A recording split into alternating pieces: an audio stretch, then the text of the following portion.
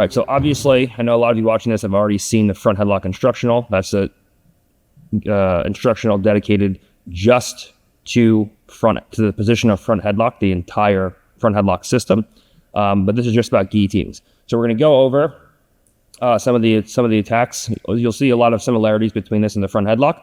But for those of you who don't have the front headlock instructional, I want you guys to see this, because a lot of the guillotine setups will always come from front headlock. Whenever you have a front headlock, you have access to your partner's back, and you have access to guillotines, darces, anacondas, all kinds of different things from there.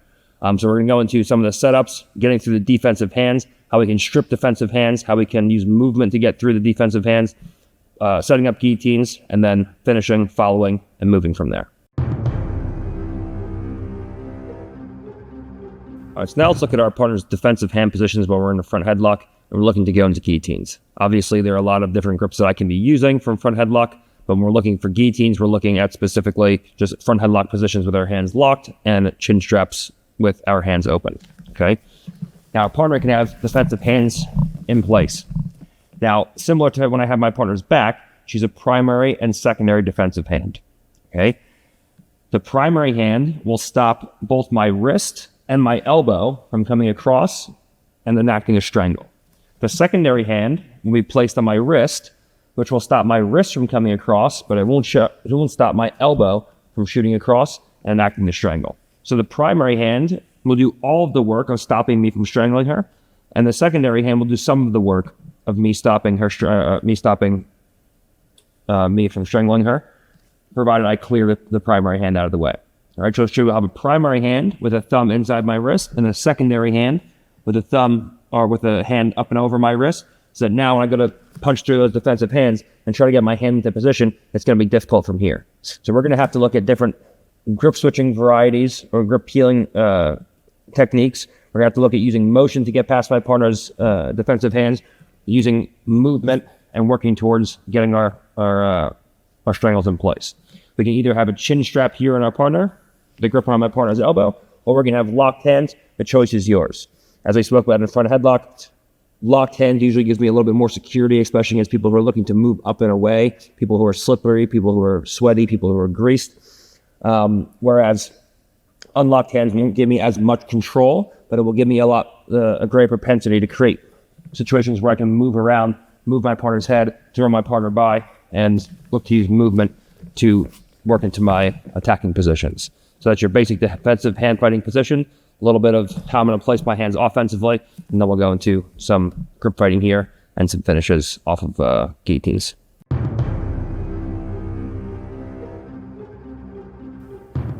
What were you just saying?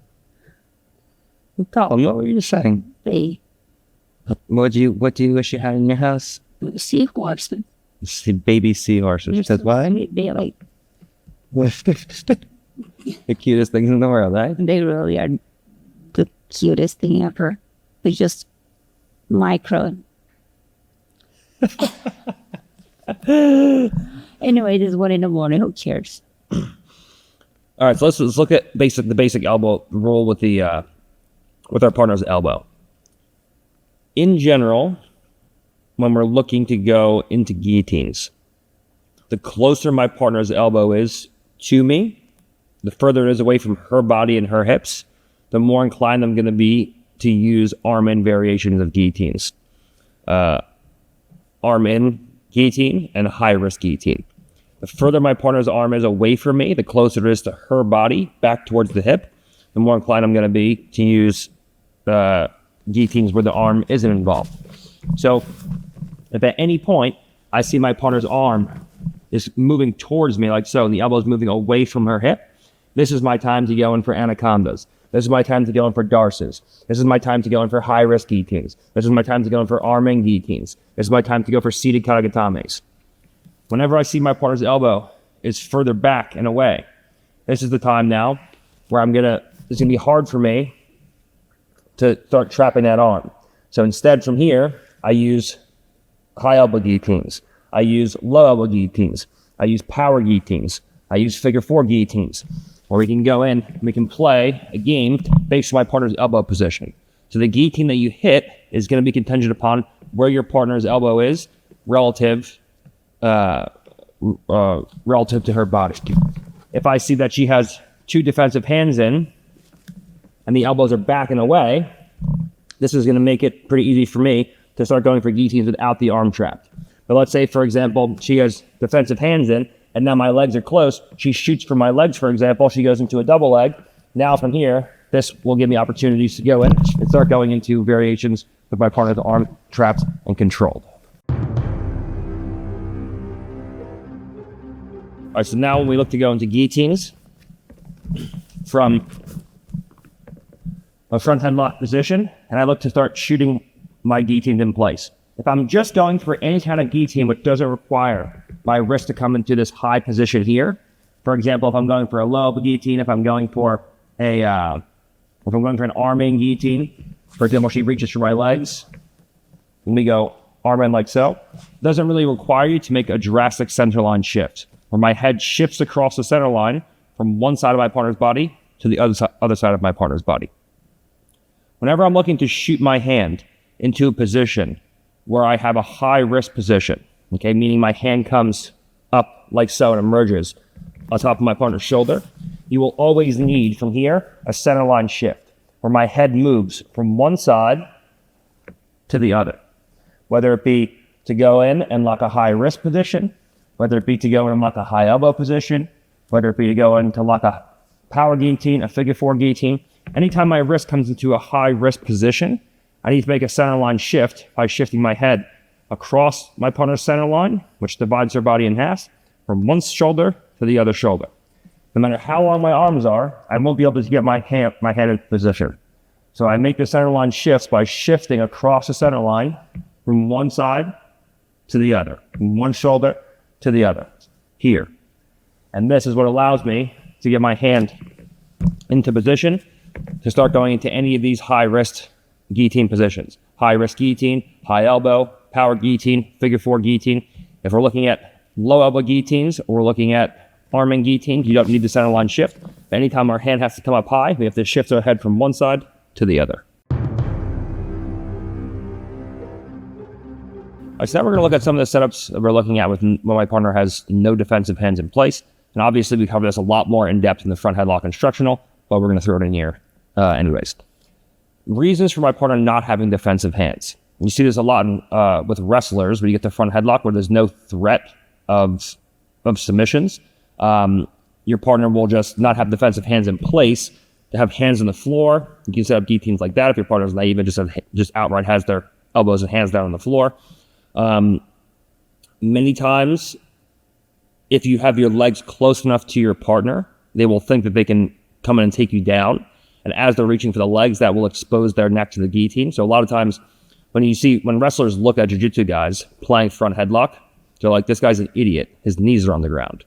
Well, yes, if you're wrestling and there's only the battle of takedowns and go-behinds, to stay in this position would be pretty silly. Most of the time, you want to be in positions like this, okay, where you're moving out and away. It's hard for your partner to access your legs. But when I have submissions in play, I bait my partner into moving into scenarios where she can go in and start shooting on my legs many times. So I'll bring my knees in, I'll plank from this position, and I'll bring my leg forward. So now, her primary defensive hand is in here. And she's like, oh, there's a leg right there. Let me go for that leg. And as she goes to reach for the legs, the primary defensive hand comes off. The secondary hand goes to my leg. She goes to put me down to shoot a double. Or she comes onto a guillotine where we can go in and start to do good work from there. So many times, I will play a baiting game where I give my partner a little to get a little. So I'll bring my legs close enough where I have my hands almost set, but those defensive hands are in there good. It's hard to set my hands properly. So I give my partner a leg. As the hands come off, she comes forward, she falls right into the trap, which is the guillotine. So whether or not she has hands just on the floor naively, and she just has no defensive hands, we can go in and we can start shooting our hands through like so. We can start pulling our partner up into positions like so. I'm going to go arm in guillotine, or I'm going to look to go into guillotines where I don't have control over my partner's arm, like a low elbow, for example. I'm just going to step my left leg up, I'm going to pull everything up high, get my hands up nice and high, and my chin down low. And now right from here, I'm just going to sit back, pull my partner into me so we can make that connection and move into a scenario where we can control our partner's hips. If I have an arming guillotine, same thing. We're going to go in and we're going to pull everything up high, like so. If we feel like we don't have our hands quite set yet, and we feel like we just can't get our hands underneath our partner's chin with the arm in, this is where sometimes I use that reverse grip, where we move into a reverse grip, where I feel like my hands are just about in position, but I can't get them high enough. I switch my hands to a reverse grip. That reverse grip will allow me to pull everything up nice and high. So that from here, we have that reverse grip, we pull everything up high, and now we can sit and pull our partner in. So the whole thing is that I want to get my hands up high, my chin down low. The way that I do this is by physically pulling my partner up towards me. So if we're going for an arm in, for example, we go in and we feel like from here it's going to be difficult to get my hands high. So I just go to sag down. From here, my hands aren't really as high as I want them to be. I want them to be way up here. So the way that I can do this is we go in, right from this position, we go into lock up. As we go into lock up, we step a leg up as we pull everything up high. And now right from here, we sit and we go. So whether it be she has no defensive hands in place, or whether it be she's reaching towards my legs, as I go to set my hands in with any of these guillotines, I want to look to start pulling my hands up high. She goes to shoot for me. We pull my partner up, then we sit.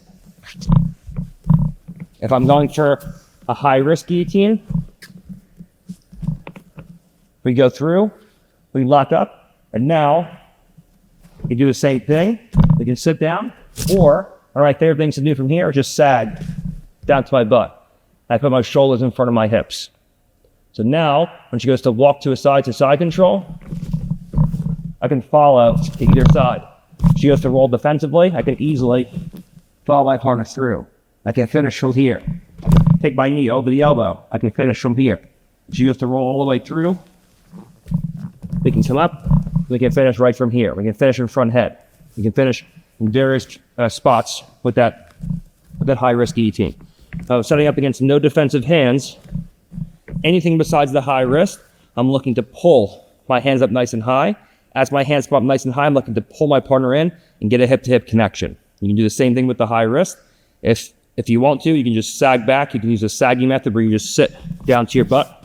In this position, everything's up nice and high, shoulders are concave. We start to apply the strangle right from there, and you'll feel it's just so tight.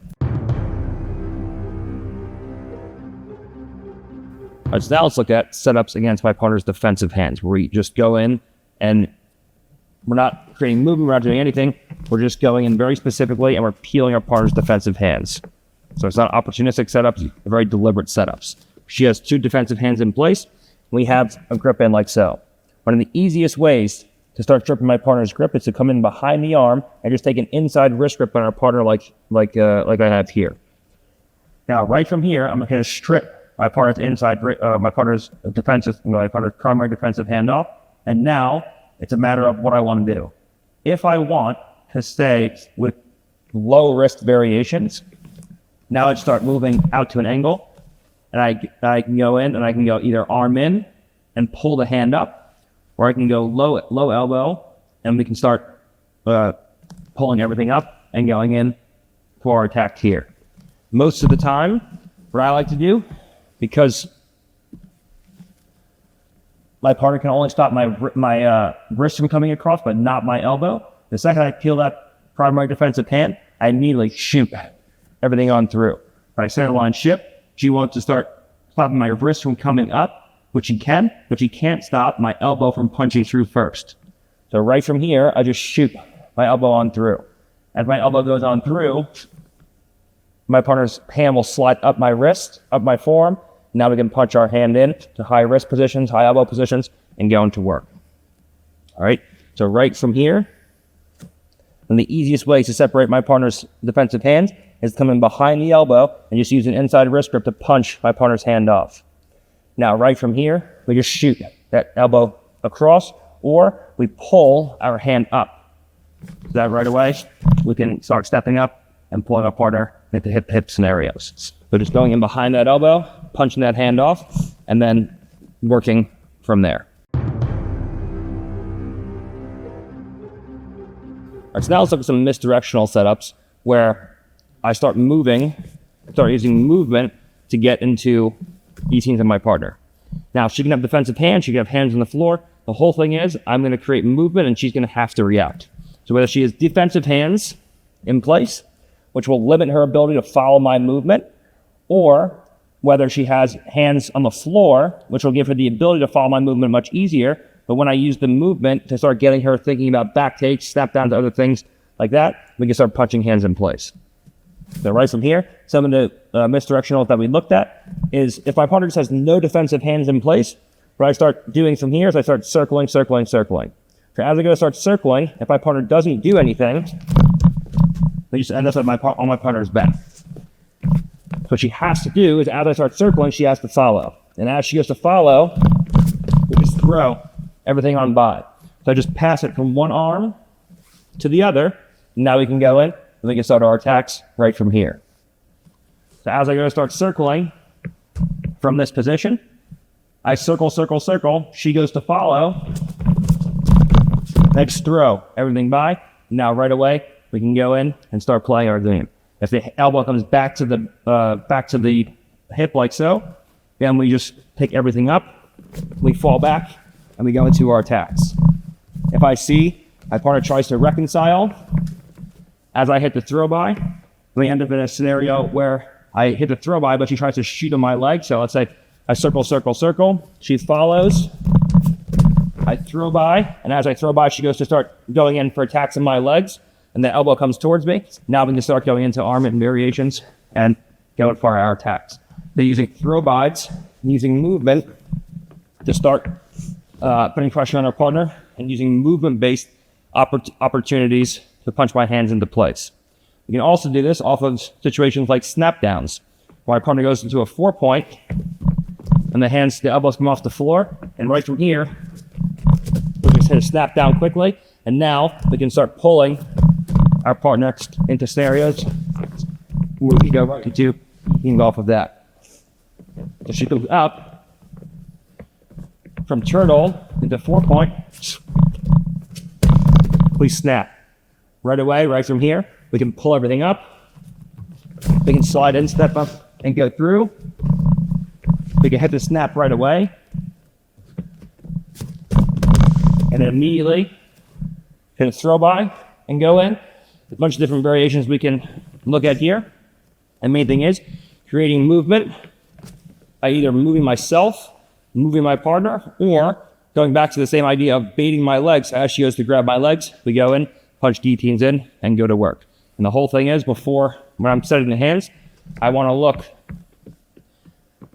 with the exception of a high wrist, I want to look to pull everything up. Even with a high elbow, I pull everything up. With the arm in, I pull everything up. With a low elbow, I pull everything up. With the high wrist, it's so inherently tight. You can do that, but you don't have to. You can just sag down and start going into your attacks. All right, so now let's look at anaconda into guillotine. All right, the obviously there's a lot of setups that we went over front headlock. I'm not going to repeat all of them, but anytime we have an anaconda and our partner pulls the elbow back, it's always a perfect time to go into guillotine scenarios. So if I find myself in an anaconda from front head, for example, I'm looking to lock up, my partner pulls that elbow back hard, my favorite thing to do from here is just go in and shoot myself into a high wrist. Now, as I go into a high wrist scenario, my partner usually will take the primary hand up and starts looking to start pulling my wrist down from this position. So usually what happens is the elbow comes back, the high wrist shoots up. Now the elbow is far away from me and close to my partner's hip, which usually means that trapping the arm is going to be hard. But most of the time it comes in so deep and so fast, your partner's like, oh shit, let me grab it. And as your partner goes to grab it, we just go in, we cover it, and now we can shoot the high risk variations. So that's one great option. Another great option, which is likely, is if we go into an Olympic roll, for example, which you looked at in front headlock. We roll our opponent through into this position. We go in, we look to cover up the elbow, and we look to go into an anaconda from here. We go to finish the anaconda. Many times our partner will put her elbow on mine. She'll lock her hands to reinforce it. She'll just bump, bump, bump, and the hand will come out. Now, right from here, we just go in, we catch our partner's bicep. Now, right away, wherever she goes to move, she comes up onto a high wrist, high elbow variation. If she goes to elects to go the other direction, and we just come up with my partners, we can go through, we can punch in high wrist variations, we can come up, we can even hit throw-bys from here. So as she goes to come up, I come up with her.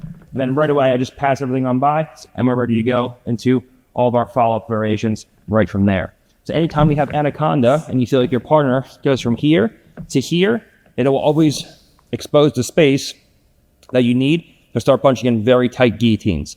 And if your partner keeps the elbow back, then you can switch into high elbow, low elbow, figure four, power guillotines, choice is yours.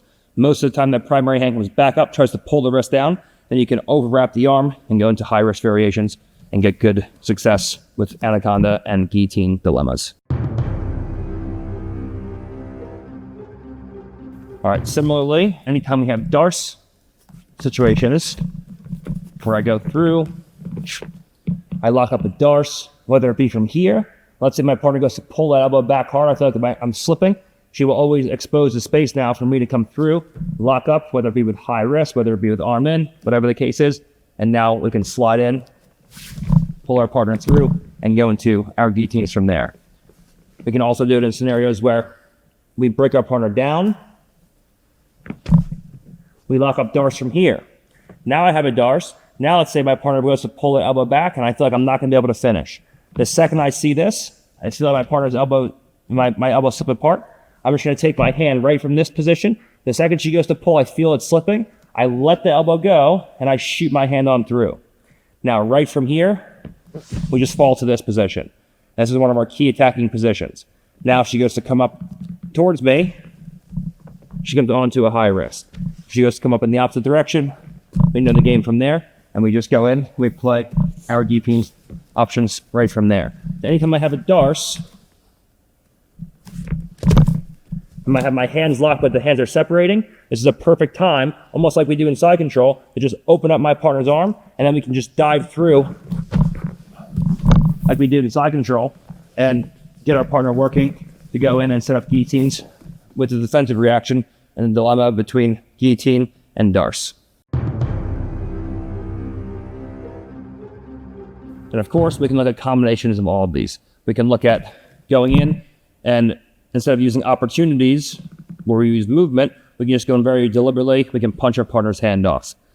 We can punch our partner's hand off. Maybe she replaces the hand, and then I go in, I start threatening movement. I hit a throw by.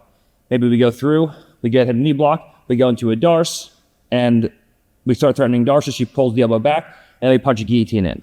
Or I go to punch a guillotine in, she defends, and then I hit motion, and I hit a throw by. So any one of these combinations where, let's say I go in, she has defensive hands in place, I strip the grip off, I try to punch a guillotine in, but it fails.